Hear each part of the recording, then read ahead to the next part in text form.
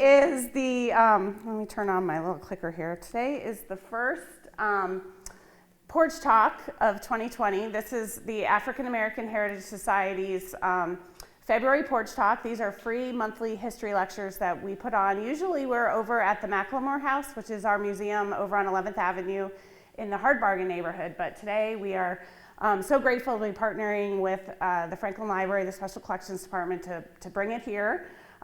When the weather's nice, we are actually on the porch of the McLemore House. When the weather's not so nice, we go inside. We call it a fireside chat. So I do have up here, when we're done, a schedule of all of our planned events for the whole year of 2020. So feel free to pick one up.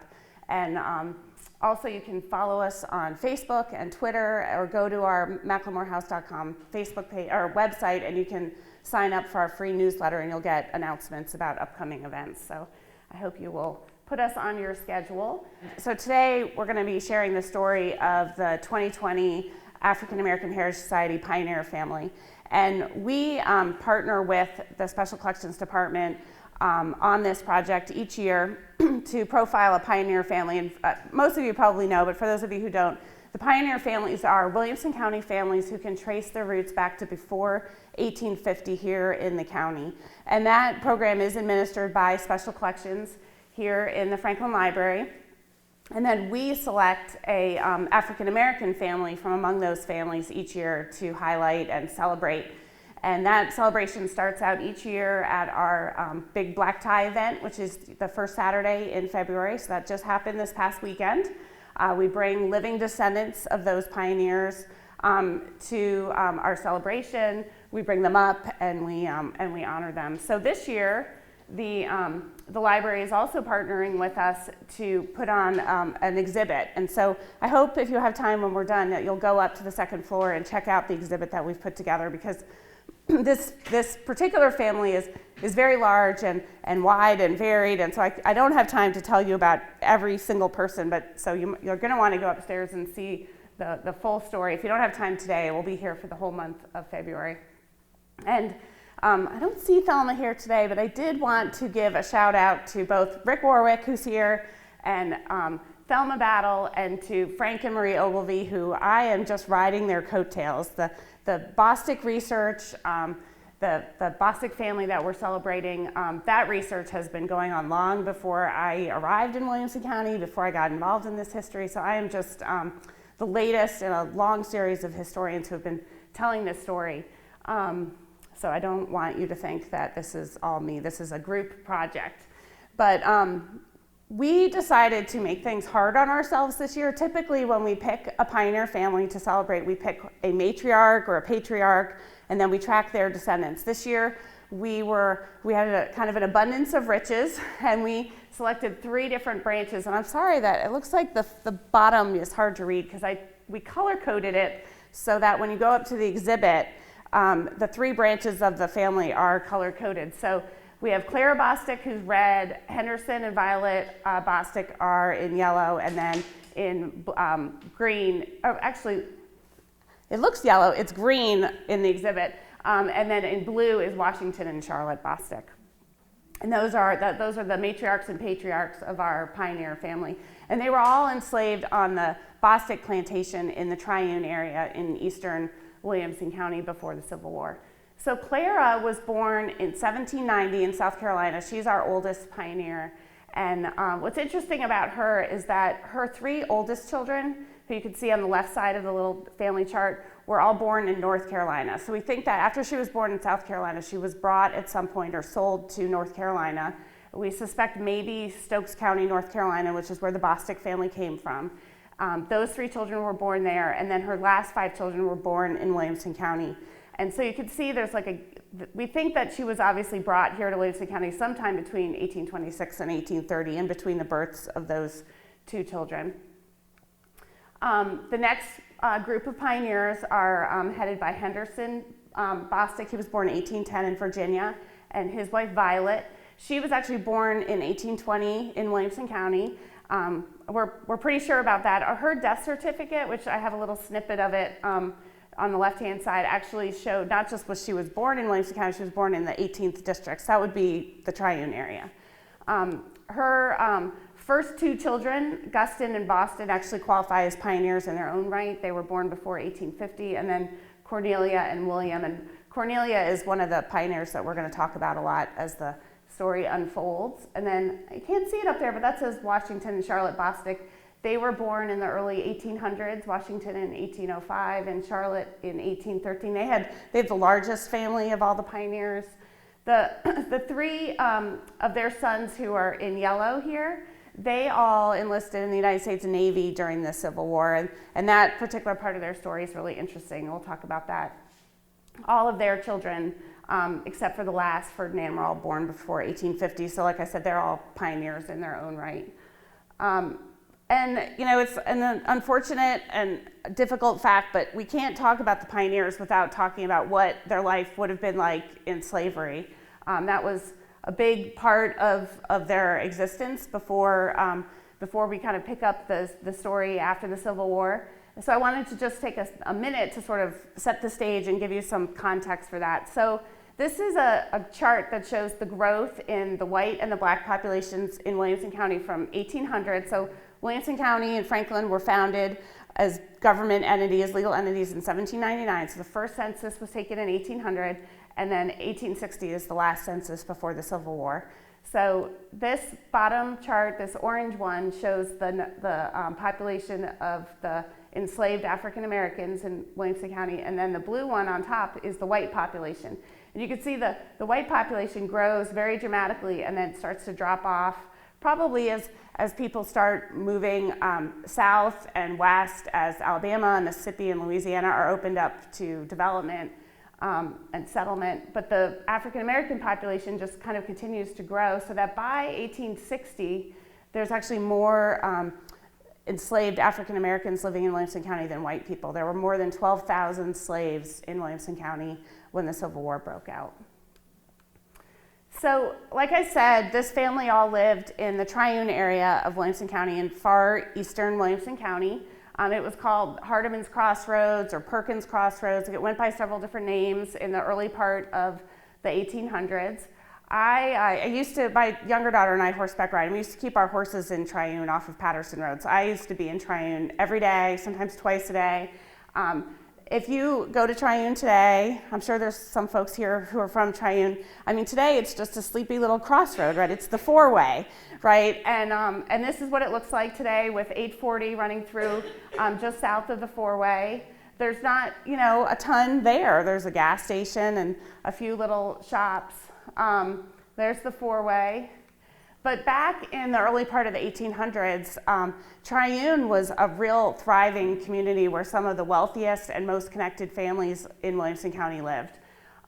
There were several stores, there was a saloon, the toll gate was there. So back, the way that they paid for roads was setting up a toll gate, and you had to pay to pass through it. So there was a toll gate in Triune. There were 4 schools for the white children to attend. There was a post office, a church, and several of the plantations were large enough that they had mills and cotton gins. And this is a map from around the time of the Civil War showing Triune. Here's the Bostic, where the Bostic plantation is. You can see there's a store. Just north of them was the Watson Jordan plantation. You'll hear that name come back as the story kind of unfolds. See, there was a cotton press here, a church, the academy. Right across the street pretty much was the toll gate that I had just mentioned. Here's the four-way. Over here was the Claybrooks plantation.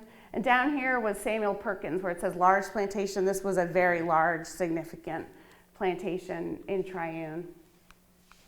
So this was, these are some photographs. These I always give credit to Rick for sharing these photographs, and the Williamson County Historical Society are so generous to share these pictures. But so these are buildings that the pioneers would have seen. These are buildings that would have been in existence in the 1800s. This is Jordan's store. This is the mill. This is the toll gate that would have been right out in front. This is Hardeman Academy. So when I say that there were schools, don't think of like a little simple one-room school. These were substantial schools where the elite children went. The most privileged children would have gone to school here at these schools. This is the brick store. This picture's from later, but this is the same store in the background. This is John Claybrook's plantation. This would be, if you were heading toward Triune today, this would have been on your left-hand side before you got to the four-way. And this is that substantial plantation that I was talking about, just to give you a sense of the kind of wealth. So the Bosticks were headed by this man. The family was headed by this man. This is John Bostick Jr. He was born in 1765 in North Carolina, and he came to the Triune area sometime between about 1810 and 1820. By the 1830 census, he shows up with his wife, Mary Tennessee Hyde, and a 14-year-old son, Richard Bostick. Richard was actually born in North Carolina and then brought here when he was young. In that 1830 census, like I said, there were 3 white free people in the household, but the household consisted of 34 people. So 31 people living in slavery were supporting just the family of 3 free white people. And when you look back at our pioneers, so Clara would have been about 40 that year with her 3 sons that she had brought with her from North Carolina. They were 15, 10, and 4. And then Richard was a new child who had just joined the family, so he was an infant. And I've never been able to discover who the father of Clara's children would have been. And then Henderson was 30 and Violet was 20. I don't know if they're a couple yet. And then I have a line here separating Washington and Charlotte because Charlotte was not yet part of the family. Charlotte joins John Bostick's household as his property in 1837 when John Bostick's brother willed Charlotte to him. Not just Charlotte, but Charlotte's oldest, her first daughter, her first child, Margaret. And I don't know if you can see it, but his here is Charlotte and child. So Charlotte would have been about 24 years old, and Margaret was about 2 when she gets transferred along with her mother. At this time in Triune, I always think it's important to know just sort of the context. I don't want to just give you the family tree because that's boring, but it's important to know what was happening to our pioneers. So in 1838, there was an attempted slave revolt in Triune, or at least reports that there were. In 1831, the Nat Turner slave rebellion had happened in Virginia, and because remember I was saying how the population of African Americans was rising, the population of whites was diminishing, and there was a lot of worry about how are we going to keep this crazy system going. And so Franklin adopted a slave code. They hired a slave watchman. This was the time when you would have heard about slave passes and slave patrols. And so there was a slave revolt that was planned at the King plantation. This would have been right across the street from where the Bosticks were on that map, if you'll remember. And you could see that the leaders of it were severely flogged or whipped. So these would have been people that our Bostick pioneers would have probably known if they didn't actually even maybe participate in or hear about. They would have definitely been aware of this. So by the 1840 census, John Bostick's slave holdings have grown pretty significantly. He now has 75 people that he's enslaving.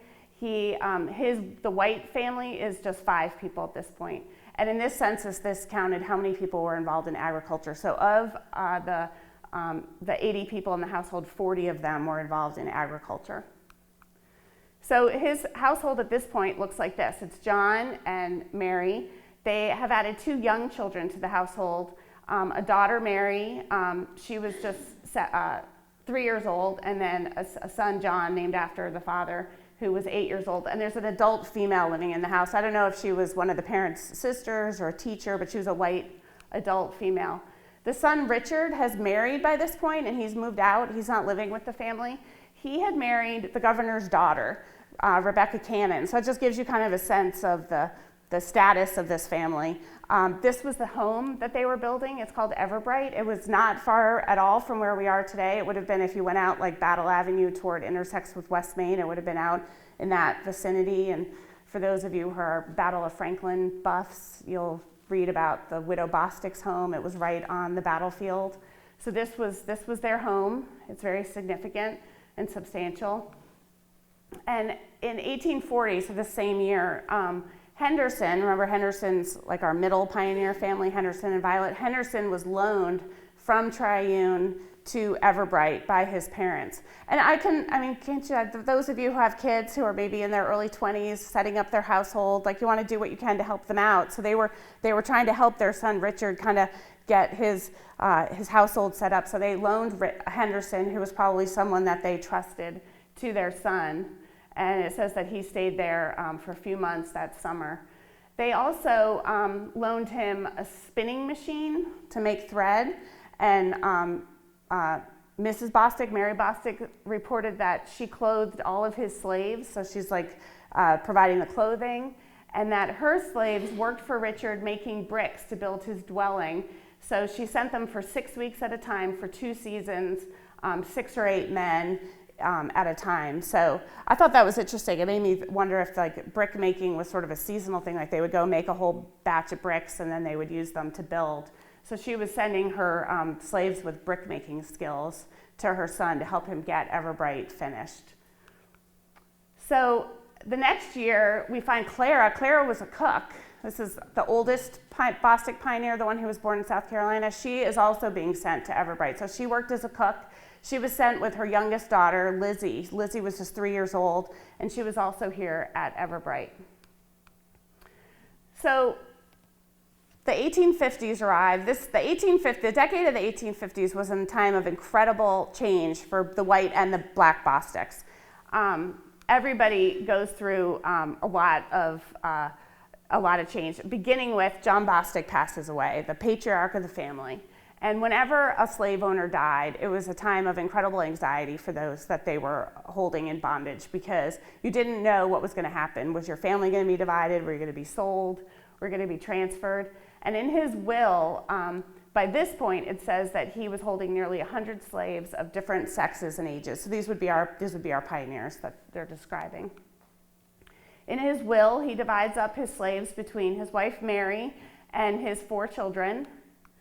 And his will said that the 2 brothers would be in charge of the 2 sisters' allotted property, because the 2 sisters were underage. They were like young teenagers at that time, or even not, like about 10 years old. So it says that when the daughter marries or becomes 21 years old, they could inherit their property, including the Bostick pioneers, but that they can't do that until they become 21 or get married. And he also has this clause, which is interesting. It's not rare, but it's not super common. I've seen things like this. He says that if the slaves that the daughters inherit become ungovernable, that the trustees, their brothers, should sell them out of the state. And that's pretty, I see that as like a warning. And I assume that the slaves would have known that. And it would have been a way of saying, like, you have to stay in line, because not only will you be sold, you'll be sold out of state. You'll be separated from everybody that you know, taken away from your home.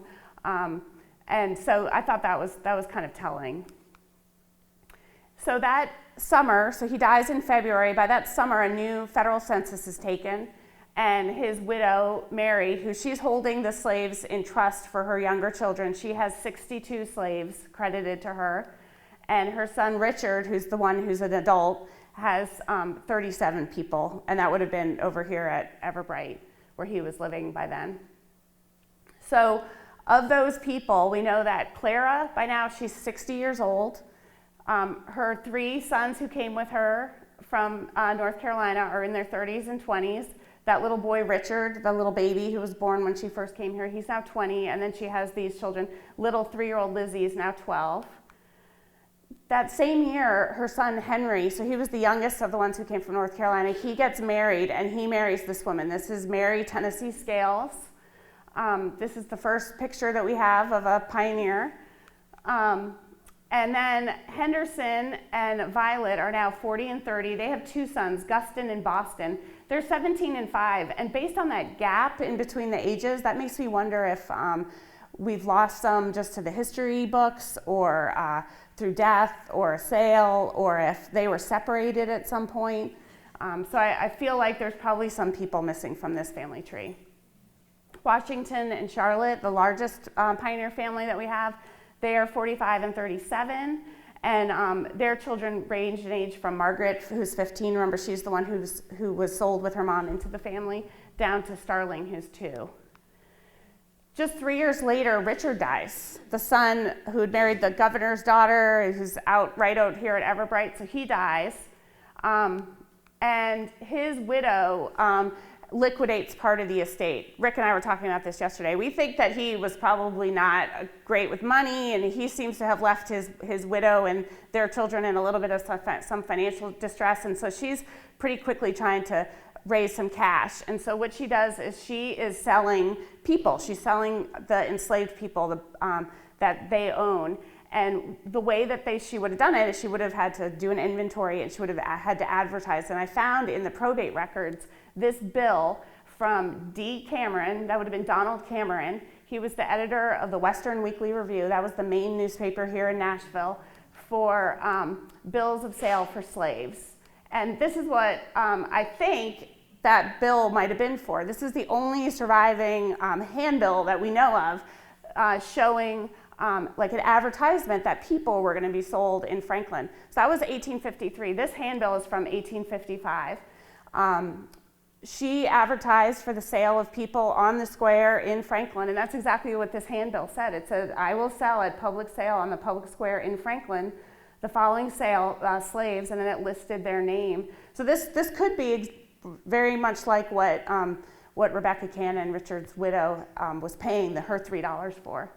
And this is the inventory. So this is where she would have gotten her names from. It shows all the list of Negroes, the list of the people that they owned by age. Joe, age 30 or 50, Lizzie, age 32. And if you look closely, here's Mary, Tennessee, 14, and Kinchin, age 2. And I'm pretty certain that this is Mary Tennessee Scales. This is Henry's wife. This is her. And I know you think, oh my gosh, a 14-year-old with a 2-year-old baby, but back then that did happen. And when you go back and look at the ages of how old their son Kinchin, he's their oldest child, would have been, he would have been 2, and she would have been 14 at this point when this sale happened in 1853. So I think that this could be them. And then Kinchin ends up being sold for $300. And that is about what a young child would have been worth. Children that young weren't worth as much. So I think that that's what this is. This is people being sold out of that group. And just to give you some sense of that sort of relative value, the next December, so that was December of 1853, in Christmas of 1854, Mrs. Bostick is buying Christmas gifts, and she's buying jewelry from a jeweler, and she buys a gold watch for $100, and she's buying like a gold bracelet for $25 and a ring for $6.50. So you can see that people were very valuable under this totally crazy system, and that is why people were so invested in keeping people enslaved. I mean, they were worth a lot of money at that time. And I think that the reason that that Mary Bostick is buying these items is because the next month her daughter Mary gets married. And so I assume that the ring and the watch were gifts related to her daughter's wedding. So her daughter was just 17 years old when she married Dr. Felix Grundy McGavick. He was the grandson of Felix Grundy, the Secretary of State. He was also the grandson of the McGavicks from Nashville and related to the McGavicks from Franklin. He was very eligible. He was a young doctor. Just like her brother had married well, she was marrying well. And this marriage triggered that trust provision. So she now comes into her property. And in order to divide up the slaves now out of her mother's holdings, they need to appraise them. Just the way that you would, if you have to divide property today, you'd have to have land or whatever appraised. So this is just part of it. But this is Washington and Charlotte's son, Hardin. Here, he was a boy of 17 years old. He was valued at $775. And this is his brother, Stephen, a boy of 14 years old. He was being valued at $595. So she comes into her inheritance, and just like I said before, like I think it's just to give you some context, during this time period, because now, like, you know, this is horrible. Like, they're being all divided up. There are runaways continuing. I thought it was interesting that in this 1855 time period, I was seeing a lot of runaway ads. I didn't find any for the Bostics, but these are 2 runaway ads right from Triune. So these are people that the Bostics would have known, that are Bostic pioneers. I mean, I'm sure they would have known. They probably would have heard about. This is people listing. These are the Woods. And this is the Redmond family. These are 2 other big families in that area. Mary, who has now inherited her slaves, she wants to make money off of them, right? I mean, she needs to use them. So what she does, she rents them out to work on the Turnpike. I'm assuming this was probably Nolensville Road. It's probably the Turnpike that the toll was on. So here's a listing. It says here the list of the Negroes used on the Turnpike. On the left it says men, and this is women and chaps. Those would have been younger boys. And you can't see it because unfortunately it's a little dark, but right here is Stephen, Margaret, and Hardin. They would have been 21, 12, and 15. And then over here is Henderson. So these are all Charlotte and Washington's children, and then this is Hardin, who's one of the patriarchs of our pioneer family. So another slave insurrection is whispered about. This one, I'm not sure if this was an imagined one, if this one was more of a fear among the white population than something that the slaves were actually doing. I think at this point there was so much fear because the populations were pretty evenly balanced by now. But there were, like it says here, that 24 muskets and 2 kegs of powder were found in Columbia. And all through Middle Tennessee, there were actual slave revolts going on. So I don't know if the one in Franklin was real or not, but there was absolute activity of people fighting back. They'd had enough, and they were trying to bring about an end to slavery. In 1856, one of the most difficult parts of this story happens, and Mary, who had married Felix McGavick, she has inherited her portion of the slaves, and she and her husband decide to move them to Arkansas. Felix Grundy McGavick, like I said, he was from this incredibly wealthy, well-connected family. They owned they owned a series of plantations in Mississippi County, Arkansas. This is on the banks of the Mississippi River, just over the river from Memphis and a little bit north. And they owned everything here from McGavick all the way up to what's called the Sanssouci plantation. Mary and Felix Grundy's plantation would have been right in here.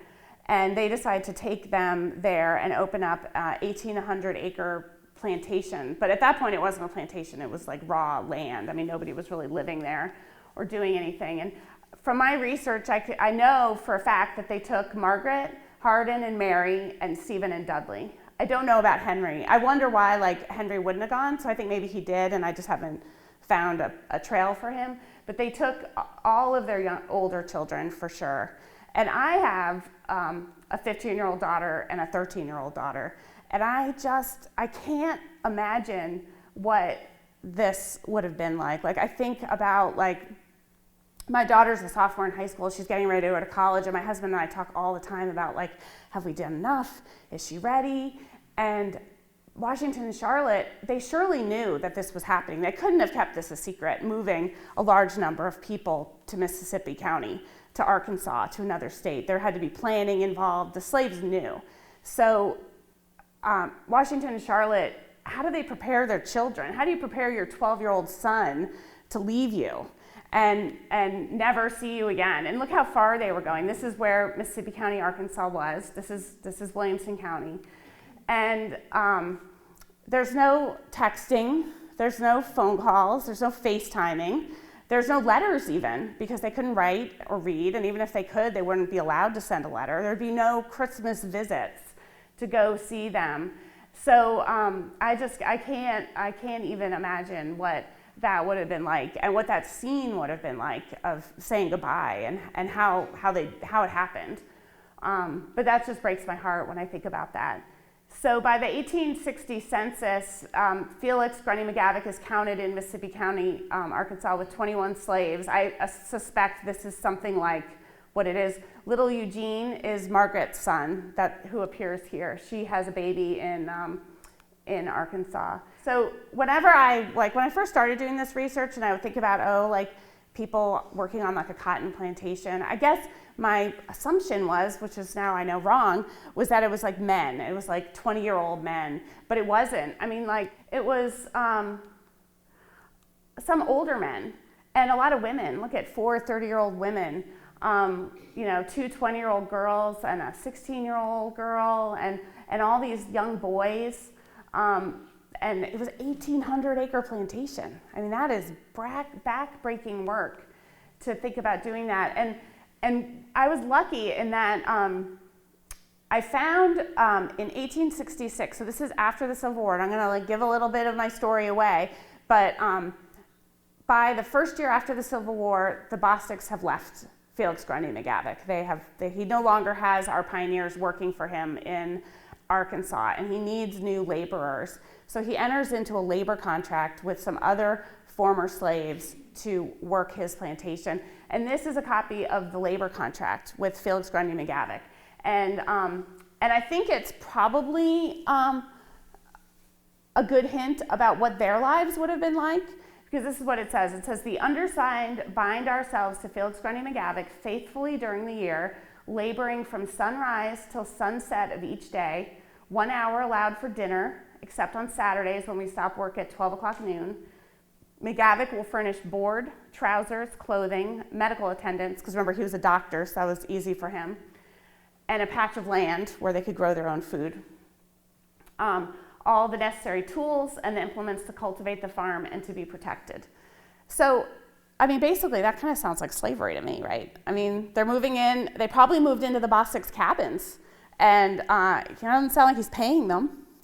He's going to provide them with some basic clothing and a patch of land where they can grow some food, and that's kind of it, some medical attention. So I'm guessing that at least the routine, sun up till sundown, every day except for Saturday, you get a half day, was probably what our Bostics were doing. This is probably a good indication. In 1858, Lucy Bostick, Mary's younger sister, marries the boy next door. She marries Thomas Watt Jordan. Remember, his farm was just north of the Bostick plantation. And they also send her slaves to Mississippi County, Arkansas. I don't know if they send all of them, but I know they send some of them because I find them in the family tree having been in Arkansas. So that whole scene of separating families was repeated again in 1858. This is an interesting thing. There ended up being kind of a lawsuit and a dispute among the family over this removal of the slaves. And Mary said this in the lawsuit. She said, "It is true that upon application made to this court, her Negroes were removed to the state of Arkansas, and she believes that they are now more profitably employed there than they could ever possibly be in the state of Tennessee." And in a lot of ways, that's probably true. I mean, they were probably farming cotton, and Arkansas was a better climate for cotton. It was a lot more profitable. You could make more money. She was probably making more money off of the Bostick pioneers in Arkansas than she could have done here growing wheat or crops like that in Tennessee. So the 1860s arrive, and this is what our Bostick family looks like. This is Clara. Clara's now a grandmother. Remember, Henry had married Tennessee Scales. Here's Kinch, he's now 9, and they've added John West, who's 6. Keep your eye on him. He's going to be an important player in the story. Patsy has married John Carter, and Polly has also married. So the family is growing back here in Triune in Williamson County. Henderson and Violet are also grandparents. Guston has married. And this is what Washington and Charlotte's family looks like. So, like I said, Margaret had married, she had married another Bostick slave. She married Jackson Bostick. So they got married in Mississippi County, Arkansas. They have 3 young children. Hardin married Mariah Jordan. So this is one of the slaves that came with Tom Watt Jordan's group of slaves. And they have 1 son. Mary married a man named Henry Lytle. Henry Lytle had been sold to Tom Watt Jordan and then sold again or transferred again to Mississippi County, Arkansas. He was originally from Rutherford County. They had a son, and then Stephen and Dudley. So all of these grandchildren, Washington and Charlotte, they don't even know that they've been born. They don't, or the in-law, they don't know that they have new daughters-in-law and sons-in-law. This is all happening outside of their, their view. So the Civil War arrives, and right back here in Williamson County, white men are joining the Confederacy. We've all heard the story of Todd Carter. You see, this is like a handbill, the free men of Tennessee. So, we're not asking for slaves, we're asking for free men of Tennessee to join the Confederacy. And so in June of 1861, Tennessee secedes from the United States. It's the last state to secede from the United States. But by, let me show you this. This is interesting. So this is Company D of the 20th Tennessee. This is a Confederate unit. This is a little description of them, which I thought was kind of indicative of what I was talking about, how Triune was so wealthy and well-connected. This description says that Company D, which was made up of men from Triune and College Grove in that area, was made up mostly of college boys right out of the school room, and that they had more baggage and more Negroes to wait on them than any other two companies in the regiment. And I think because at the beginning of the war, everybody thought this was going to be quick. And they were just kind of going off on a lark. And they just, I know what my kids pack like. They bring everything. They're like, you don't know if you're going to need it. And they threw everything in there. And there's a story about how they had to buy a whole extra wagon. They were provided one wagon, and they bought a second wagon. They brought slaves with them to wait on them because they were used to that at home. And so this is Company D, which would have been going out of the Triune area. But by February of 1862, federal gunboats had come down the Cumberland River. They had taken Nashville. Federal troops were soon after in Franklin. They took Murphysboro. But Triune kind of got left alone a little bit, and it stayed fairly pro-Confederate for a long time. The families that stayed in Triune were not as bothered as much by these Union forces that were kind of on either side of them until around the Battle of Stones River. After the Battle of Stones River, federal forces came into Triune and really took control, and they built a fort in Triune, and the 1st Tennessee Cavalry established kind of an outpost there. And here is where the fort is. This is generally where that Bostick plantation was. This is a map from after the Civil War, and I think it's interesting to see that Bosticks have moved kind of across the street over to where the King plantation is by this point in 1878. But so if our Bostick pioneers are still on the Bostick plantation here, they're just a stone's throw from that fort. And they would have been, they would have seen federal soldiers, they would have seen Confederate soldiers, they would have heard probably the fighting maybe even coming from Stones River and seen soldiers going up and down this road here and then at the four-way. There was so much animosity between the Confederates and the Union that the Union general at one point said, just burn Triune down. It didn't happen, but a few of the houses did get burned down. This man, they talk about Mr. Scales, he took his slaves away to Georgia. His house was burned down. There was, no good feelings. And all of this kind of chaos of the war created opportunities for enslaved people all across Williamson County, Middle Tennessee, to escape from freedom. It created this crack in slavery. And so these are articles from that spring of 1863. Runaway slaves were called contrabands. And so these are articles talking about how contrabands are very plenty here in Franklin. Not less than 500 runaway slaves in General Granger's corps. So he was building Fort Granger right here in Franklin. It's astonishing to see the contrabands coming in drove after drove, and he's talking about Franklin. So I don't know what our Bostick pioneers were doing. I don't know if they stayed in Triune. I don't know if they tried to come to Franklin or if they went to Nashville. But it's possible that at least some of them did participate in this emancipating themselves. We know that hundreds of black men from Williamson County joined the United States Navy, in the Army. This is Felix Battle. He was from Nolensville. He enlisted when he was just 13 years old. He was a drummer boy. This is James Moore. and we have one of James Moore's descendants here in the room. And he was from Murray County originally, but settled in Franklin. And then Granville Scales, remember I said the Scales house was burned down and the slaves all were taken away? Well, this Granville Scales was from Triune. He served in the 44th, and this man, Hubbard Pryor, was one of his comrades in the 44th.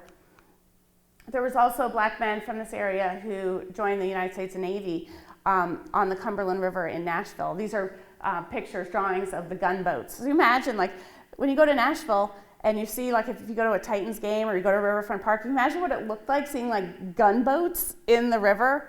But they were enlisting on those gunboats. So what was happening in Arkansas? So our Bostics who are in Arkansas, well, the same kind of thing is happening. These fissures are creating, and opportunities to escape and create their own emancipation is happening. So Arkansas seceded earlier than Tennessee. It seceded in May of 1861, and by September of 1861, there are reports of runaway slaves getting on gunboats in the Mississippi River and being taken up into federal lines. And so this is actually a report from Tennessee soldiers, U.S. government soldiers, and they are taking up, and if you can see it, it says male Negroes. These are all names on one day of the men that they collected off of a gunboat. And what I think happened is that I think the gunboats were pulling up at the McGavock Plantation in Mississippi County, Arkansas, and that our Bostics got on it. We know for sure that gunboats were going to the McGavock Plantation because they tried to get money back from the federal government, saying they took our bacon and they took our corn and they took our flour and we want our money back. And the government was like, no, you guys were totally on the other side. We're not going to give you your money. So I know that they were there. And I assume that the Bostics took that opportunity, and a lot of them rode the gunboats down to Memphis, where they went to a refugee camp called Fort Pickering. And this is a drawing of that. And I suspect that that's what our Bostics did. Dr. McGavock said that as a result of the war, all of the slaves who were taken to Mississippi County, Arkansas, have become emancipated. And then in another place, he described them as having scattered. So they definitely scattered. I mean, they took matters into their own hands. When the Emancipation Proclamation had gone into effect on January 1st, 1863, a part of it says that black men can serve in the Army and the Navy, and that's what allowed the soldiers in Williamson County that I was talking about to do that. So that was January 1st, 1863. We know that on January 4th, so 3 days later, Washington and Charlotte's sons, Hardin and Stephen and Dudley Bostick, all enlisted on a gunboat in Memphis. So they wasted no time. So I wonder if they were already there. Had they already gotten on a gunboat and gone to Nashville as runaways, and then as soon as this opportunity presented itself and the paperwork was like ready, they just said, we want to be in the Navy. And they weren't the only ones. Burton Bostick, who was also a Bostick slave from Mississippi County, Arkansas, he also enlisted. And a man named William Bostick, he was one of he was one of these original Washington and Charlotte's. He was their cousin. He was their first cousin. He was also on the plantation in Mississippi County, Arkansas. He also enlisted. So 5 all enlisted on this boat, the USS General Bragg, and served in the Mississippi River during the Civil War. So it's pretty amazing, right? I mean, they're like, to think about what the transformation from 1856 to 1863, what was happening in their lives. So this is what they might have been wearing. We don't have any pictures of sailors, black sailors on the Bragg, but this is what the uniform was. That and they were issued the same uniforms as the white sailors. This is what they could have looked like. Not early, but about 11 months after they enlisted, the USS Bragg was involved in a big naval battle down at the Red River. And Stephen Bostick got hit badly with shrapnel. And he had to be taken off the boat onto a hospital boat. And if you're interested, when we're done, go upstairs and look at the exhibit, because we have his hospital ticket, which shows like what he had on him and shows him being checked into the hospital boat. So he has to be discharged from the Navy. He's so badly injured. But the other men all stay on until April of 1865. they all end up in Illinois. They're discharged in Illinois. Stephen Bostick is taken to Illinois, where he rehabilitates from his injury. And then, the war's over. So if you think about like November 15th, 1864 is Stephen Bostick being hurt. 2 weeks later, the Battle of Franklin happens. 2 weeks later, the Battle of Nashville happens. And by that spring, everything's just unraveling and the war is like rapidly coming to an end. So by this April of 1865, the Confederates are getting about to give up. And so what happens? Like, how do they go on? So I don't know if you can see it very clearly, but I just love this picture. This is a picture of men, black soldiers in the United States Colored Troops reuniting with their families in Arkansas. And I just imagine that this is similar to the scene when our Bosticks reunited. The war is over. And what's remarkable to me is that was the spring. By August, the end of August 1865, Washington and Charlotte, who are now older, they feel empowered enough that they go to Williamson County Courthouse and they get a marriage license. They were among the very first black couples to do that. They go in and they say, we know we've been married for decades, but we want to formalize this. Legally, we want to be married. And they go in and they get a marriage license. That December, Hardin, he's one of our sailors. He's back here. He brings Mariah with him. So she had been in Arkansas. So they've somehow reunited, and they do the same thing. They get a marriage license, and they get married here. And these are their marriage licenses. Washington had a witness. His witness was a Glenn. Where's Catherine? His name was Hilliard Glenn. He was younger. He was about the age of Washington's own sons. And I don't know what the connection was between those two families. And then here's Hardin Bostick. And Henderson and Violet, I don't know if you remember, Henderson and Violet's daughter married John Carter. So we have this intersection between these two pioneer families. He was the witness on his marriage license. But all's not fine. Even though they're getting marriage licenses, there's a lot of trouble back here in Williamson County. Things are not going too easily. That February of 1866 in Triune, there were two brothers who were from Triune who had joined the United States Army. At that point, there were still a lot of black men in the Army. The Army was still on active duty. They were still providing services, security services. They were still burying the dead out at the national cemeteries. And these two brothers asked for a furlough. They asked for a weekend pass to come home to Triune to see their parents. So they had been stationed in Nashville. So they're walking down Nolensville Road, and they get to the four-way, and they get confronted by some white citizens who don't like seeing black men in blue uniforms, and Henry gets shot.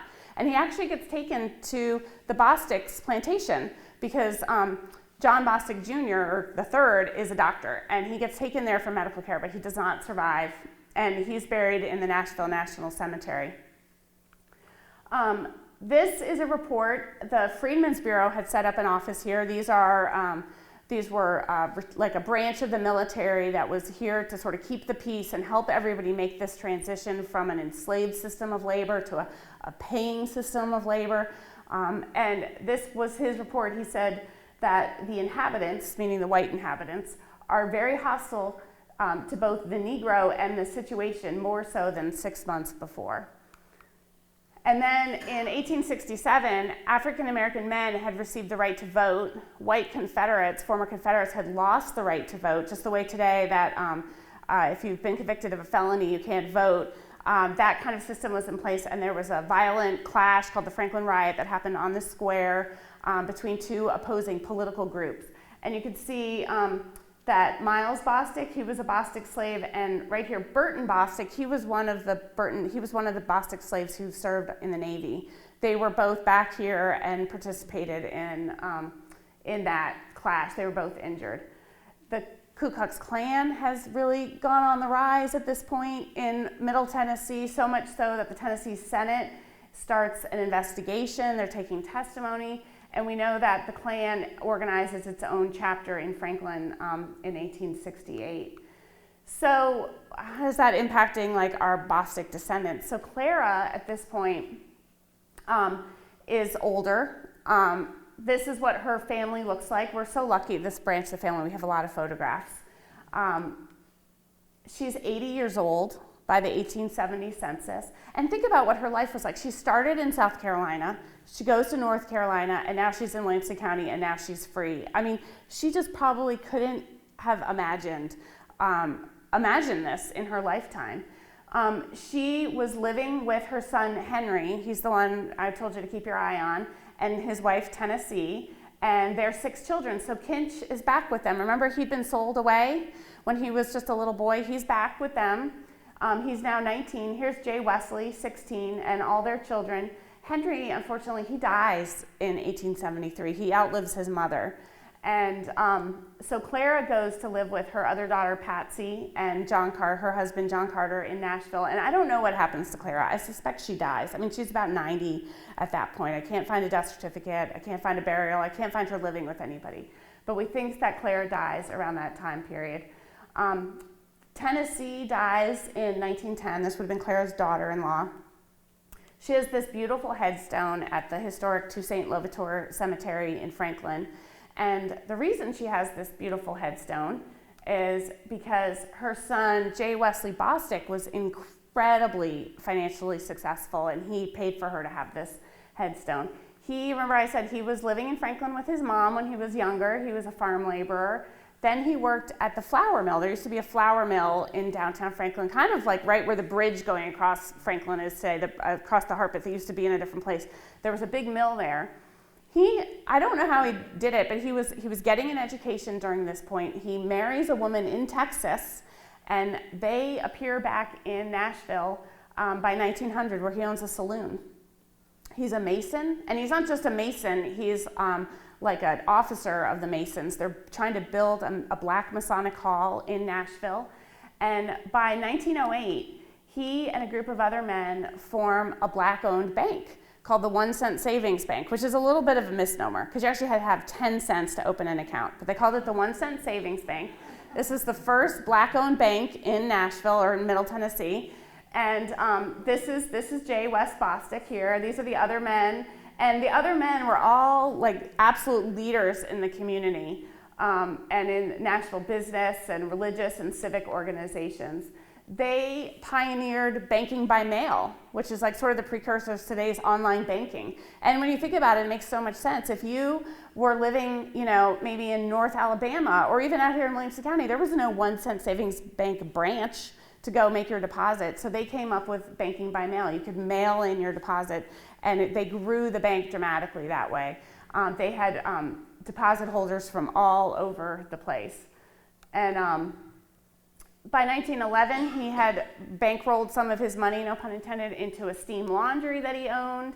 He ran something called the Bijou Theater. This was a beautiful African-American theater. Because remember, this is during the height of Jim Crow. There was a black theater and a white theater. This was the Bijou Theater. And I love this little snippet from the newspaper describing him. It says, "Theatergoers will be pleased to know that the management of the Bijou Theater has secured the service of Mr. West Bostick. Mr. Bostick is known to every man, woman, boy, and girl in Nashville, and they are all his friends." I mean, everybody loved him. In 1922, they decide to sell the bank and to a new group, and it becomes Citizens Bank. And Citizens Bank is still in existence today, right? So it is still today in existence. It's the longest lived minority-owned bank in America. And our own J. West Bostick he was the first vice president and founder of that bank. So that's a pretty cool legacy. He didn't quit there though. He stayed keeping his fingers in the business community and in the civic community, and he took over management of what was called the Colored YMCA and ran this for a long time. So, I mean, he was really an amazing person. He had lots of sisters who he seems to have taken care of, and like I said, I don't want to keep you here all day, so you should go upstairs and read their stories, but I just wanted to show you one interesting thing about this sister. So this would have been his grandmother, Clara. This would have been his mother, Tennessee. This is his sister, Clara, and I love this naming pattern. So Clara had a daughter, Tenny, Tennessee, and she had a daughter, Tenny, Tennessee. So that Clara, Tennessee name they kept in the family, even though these branches of the family have all moved to Chicago, and that part of the family is no longer in this area.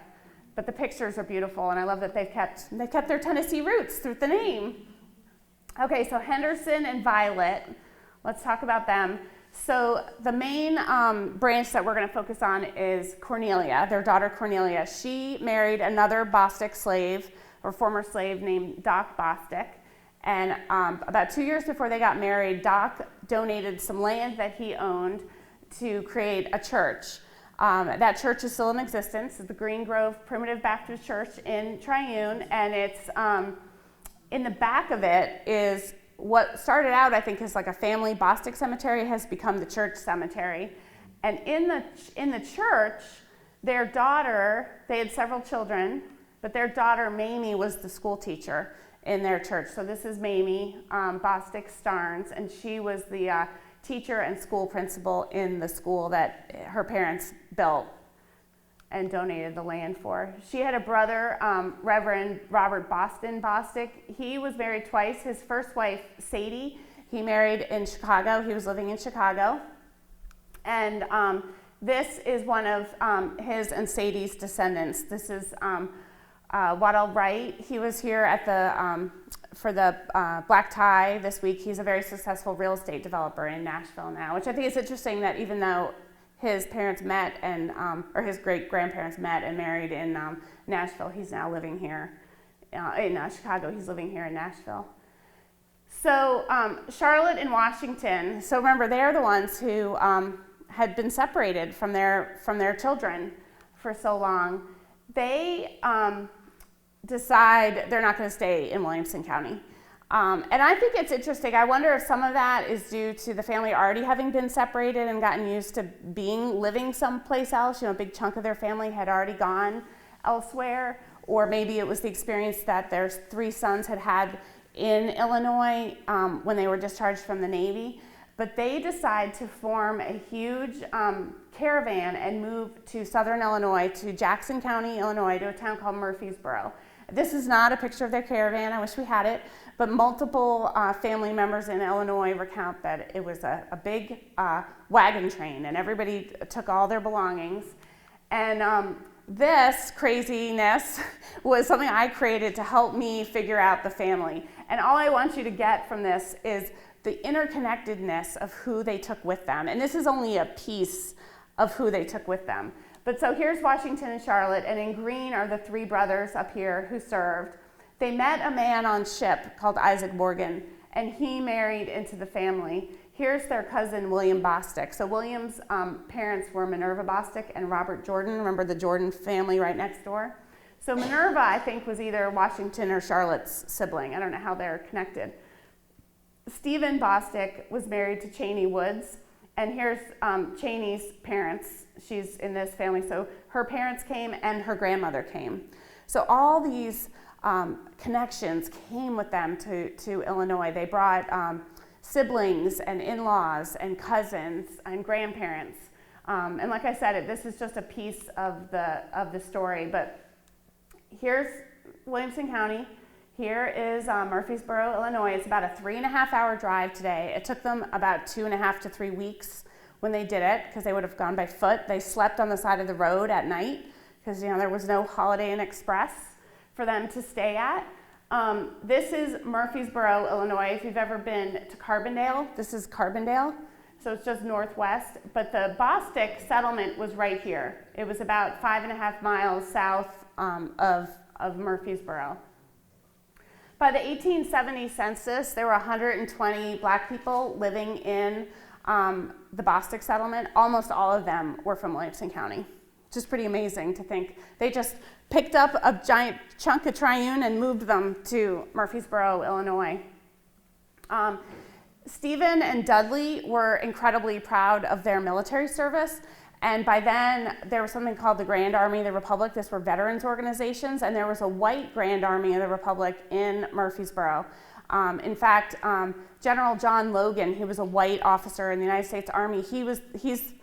There's some controversy about this, but he's one of the people who's credited with starting Memorial Day, and he lived in Murphysboro, and he supposedly started Memorial Day in Murphysboro. And Stephen and Dudley and Hardin and William and Isaac Morgan, all the stories are, all participated in those events and wanted to start their own veterans group, their own GAR post, but they were told they couldn't because they were black. So they created their own GAR post.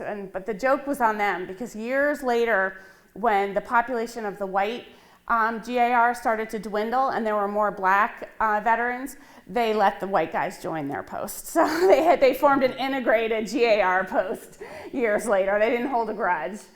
So let's talk about Hardin briefly. So Hardin bought some land in Murphysboro, and what I think is so neat about it is that he and his wife donated land for church, just like Nettie and Doc Bostick were doing in Triune. They are starting a church for their community here, and it becomes sort of the heart of the Bostick settlement. In the back of it is also a cemetery, just like here in Triune. So this is the Bostick settlement, Bostick Cemetery. It still is there today. A couple years ago, I went up and visited it, and I'm going to go back up in about 2 weeks. I'm going to be speaking on this same family up there. And I don't know if you can read it, but this is Stephen's headstone, and it says, can you see Williamson County, Tennessee? So he's remained very proud of his roots, so much so that when he died, he had on his headstone that he was born in Williamson County, Tennessee. And the same headstone, this is Cheney, his wife, and hers also says Williamson County, Tennessee. So that's pretty neat. Stephen, this is Stephen. I'd like to introduce you to Stephen Bostick. So this was Hardin's brother, Washington Charlotte's son, and his wife Cheney. They're both born here in Williamson County. Stephen was an absolute leader in the community. He was one of the largest landowners in Murphysboro, not just in the Bostick settlement. And by 1907, he owned enough land and was financially enough secure that he was a sponsor of the directory that year. You know, it was very popular to put out these directories, like the phone book. And he was successful enough that he had his photograph taken for it, and he wanted to have it published. But the publishers were like, oh, I don't know what to do because, you know, he's black. So they put him on his own page, and all the other white patrons are on a separate page. So I have an original copy of this directory. So you should go on up to the exhibit. Have I said that enough? Go on up to the exhibit, and you can see this actual directory with his picture all by himself that year. So just like back here in Triune, Stephen and his wife also built a school, and their daughter also was the school teacher. So this is Grace. And this is her schoolroom that was the school for the Bostick settlement. So I love these like echoes between the two communities that stayed. One of Stephen and Cheney's most prominent descendants is this man. His name is Wilton Gregory, Bishop Wilton Gregory. He is a Catholic bishop. He's not just a Catholic bishop. He was the president of the Conference of Bishops, so he was the #1 bishop in the whole United States. He is still alive. He is now the Bishop of Washington, D.C., the Archbishop of Washington, D.C. And I don't know if you can see her, those of you who know her. This is Dr. Eleanor Fleming standing next to him giving communion a year or two ago. Dr. Fleming is a native Williamson Countyan. And when I was talking to her about a year ago about doing this family, she was like, I know Bishop Gregory. And she texted me this picture, which I think is just incredible that we have that connection between him and Williamson County. So in 1939, all of our primary pioneers had passed away. Stephen and Hardin and Dudley had passed away, but their ancestors were still, their children were still on the Bostick land. They were still farming it, but they're very close to the Mississippi River, and this land was having a lot of issues with erosion. They had brought farming techniques from Tennessee that were not as conducive to that kind of soil in Illinois, and the federal government was getting very worried about erosion into the Mississippi River. So following the Great Depression, as part of the CCC, the Conservation Corps that was founded, they decided to start forming national forests. And the very first national forest that they created was called Shawnee National Forest. And this is this crazy outline, I mean, it looks like a gerrymandered congressional district, is the Shawnee National Forest. And right here is the Bostick settlement. So they bought out the Bostics, and they bought the land where the Bostick settlement was. And the good thing was that it enabled the Bostick descendants, it gave them enough money that they were able to stop farming. A lot of them took their children and moved to Chicago or New York or California to get better educations, but it broke up this nucleus of this community. And so now all that's really left is the cemetery.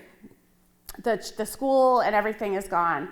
And it fell into a great state of disrepair until the early 90s when a middle school teacher in Murphysboro thought it would be a great project to get his students to research this cemetery. He didn't really know what it was all about, and he got his students, his name is Mike Jones, he's no relation, but he got his students to do research on all of them and to clean up the cemetery, and he brought them here in a great bus, met with Rick, met with Thelma, and they wrote this book called Forgotten Soldiers about them, and it was really the first time I think that they realized the connection between these men and Williamson County. And so this is what the Bostick Cemetery looks like now. And they created these, they had installed these nice, like sort of quasi-military markers for the Bostick Navy guys. But I just wanted to, I'm almost done, but I just wanted to give a shout out to Thelma Battle, who she wrote this in the book about Triune, and she said that locally much has been written historically concerning the owners of the slaves, like the owners of our Bostick pioneers, but very little has been printed about local slaves as individuals. And so she was hoping, she said, that the long tragic separation of the ex-slave brothers from their native Triune, Tennessee home deserves attention. And she's hoping that now that we know about them, that they'll get more attention. So a couple years ago, like Marcia mentioned, I started my project called Slaves to Soldiers to bring more attention to them and to their story. And I've been raising money to have brick pavers installed at Veterans Park. And you can see here are there are 3 pavers. So their pavers are here. So their headstones aren't here, but they do have pavers down at Veterans Park, so we can remember that they were here. And Stephen Bostick's great-granddaughter and great-great-granddaughter, who are pictured here, paid for his paver. They wanted to do that. So I thought that was really neat. So I tracked them down. LaWanda White and her mom, Geraldine McKinley, they paid for his sponsor. And Geraldine has since passed away, but she was so excited to be able to do that before, and to make that connection.